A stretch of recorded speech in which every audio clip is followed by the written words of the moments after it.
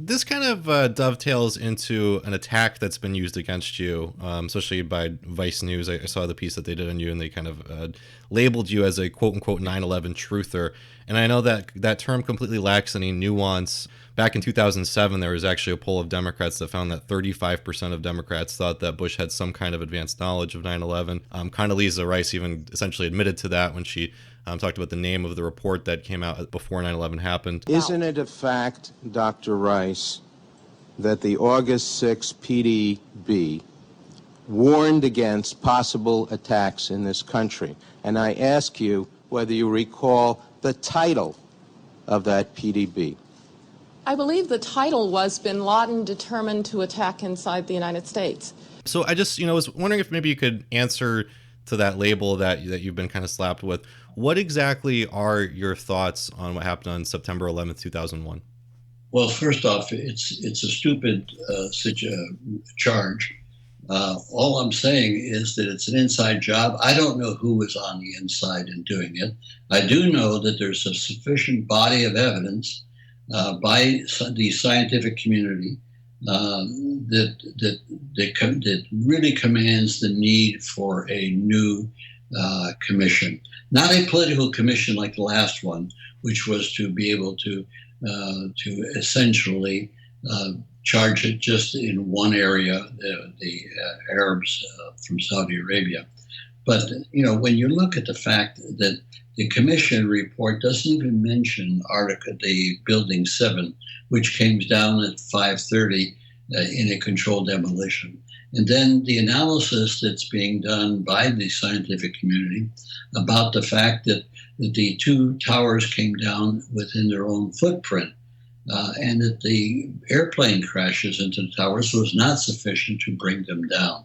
And then you had testimony from various sources that said that in the course of the buildings dropping, all they could hear ahead of time from floor to floor is pop, pop, pop.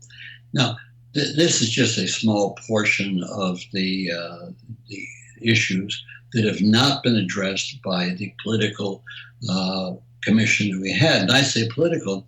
The first chairman suggested for that commission, which of course Bush did not want to have a commission, but the first chairman was Henry Kissinger, who has the art of cover-up to a fine degree.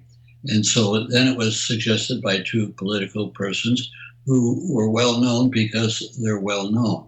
And then the executive director of the commission had been an employee of Condoleezza Rice. So the whole thing begs questions. And so a new commission would address this problem. If there is an inside group, then that might possibly be exposed in the new investigation. But bear in mind, you could always start by saying, well, who benefits from this? Follow the money. And of course, who benefited from it was the military-industrial complex, who have been living off the profits of these continuing wars that know no end.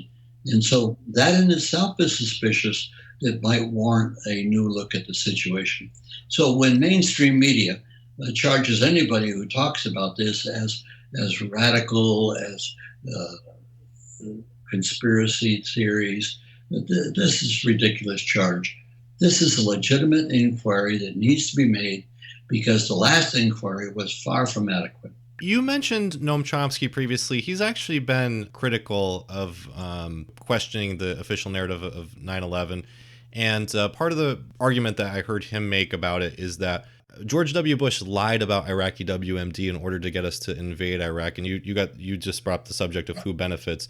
So if the Bush administration were going to commit 9/11, wouldn't they have blamed Iraq instead of Afghanistan?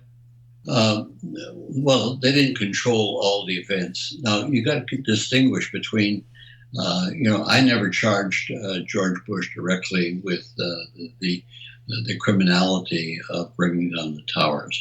And so to try to tie him to that directly without evidence, I think is ridiculous.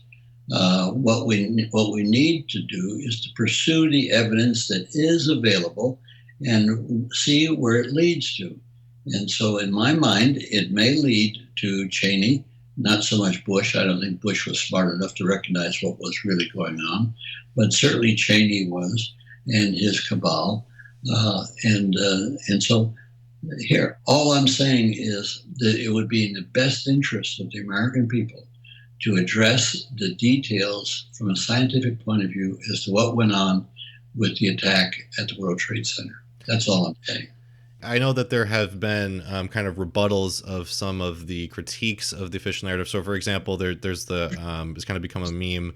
The jet fuel does not melt steel beams, but what I've heard some scientists say is, well, the steel beams did not melt. What happens is they expand and become fragile and bend, and that's what happened, and that might explain some of the popping. So if there was what you considered an unbiased commission or report that found that there was no conspiracy, would you accept that, or are you already convinced that there must have been some sort of conspiracy? It would depend on who's on the commission. Now, what I think would be a good commission would be to have some renowned science physicists and engineers, in addition to the three last heads of the United Nations on that commission. Because you see, if you appoint another body of American politicians who are prone to accept the rhetoric that we are superior to anybody else, I think that's self-defeating. And so when you say, well, would I accept the findings of the commission? One, I would read and watch very closely what they're doing. And two, I would make my own mind up whether they're pursuing a legitimate course in the course of their investigation. So why prejudge it? And here's the thing. All we're asking for is a new commission to really look into this. And all we get are charges of conspiracy theorists. All we get are the mainstream media marginalizing this request.